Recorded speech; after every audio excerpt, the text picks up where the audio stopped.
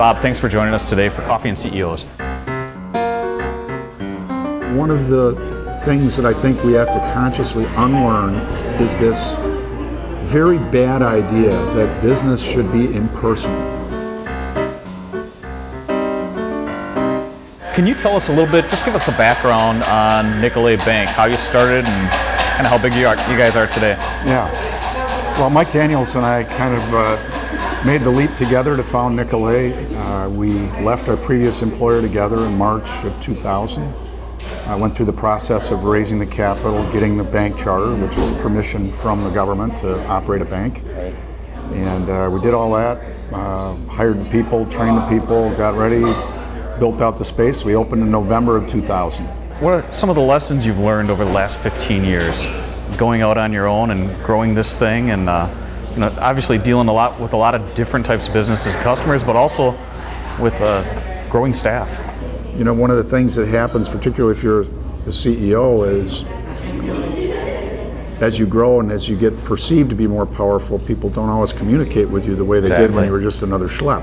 Exactly. So you get surrounded by sycophants who are telling you what they think you want to hear rather than what you need to know. Mm-hmm. And frankly, you can start to believe your own.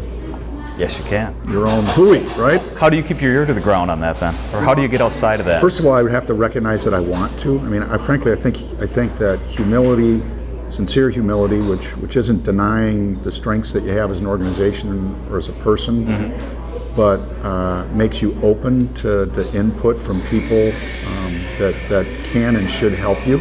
Yeah. I just try to have an attitude of, hey, I'm 57 years old, but I actually think I know less today than when I was younger. and the world gets grayer. Yes. And in that sense, I'm wiser because this virtue of humility, mm-hmm. knowing who you are and who you're not, that's not some sort of silly sentiment or quasi-religious concept. It is reality. I don't know what's going on around me a lot of the time. So first, have the right attitude, be in those relationships with people, seek out people. You know, I try to have a few mentors who mm-hmm. who will help me see myself, and maybe sometimes in the light I don't want to see myself. Sure. You know, sure. You have to create a relationship with people where they know that's what you want. You don't just want your butt kissed. You want help. Right. I really believe that the organization rises and falls on how engaged leadership is, now in their own jobs and with each other and with their staff. But you know, that ebbs and flows. How do you keep yourself engaged and positive? And I'm just very, I don't know if proud's the right word. I am very proud of what the organization is, what it represents in the communities we serve, and that matters a tremendous amount to me. I love the customers. I can never get enough time to spend with customers. I don't spend as much as I'd like. I know that what we do and how we do it really matters far more than people know.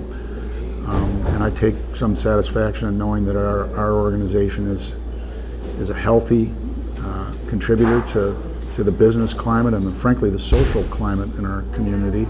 Mm-hmm. I think that the metric that matters most to me in what we do and I think carries us into the market most effectively is the feeling that customers get when they come in our walls. Yeah. We really believe people were made to be in relationship with other people and to enjoy those relationships and to be of mutual support and help to each other. Mm-hmm. And if we model that behavior inside our walls, well, that's also what our customers want. I don't want to be buying from somebody where I got to look over my shoulder to try to figure out if they're going to screw me the next chance they get. Right. I mean, I want, all of us, I think, long to be in relationships that are warm, joyful, and mutually supportive. Mm-hmm. Well, it's a perfect philosophy, not just for banking, but for any life, business relationships, personal, whatever. It's great.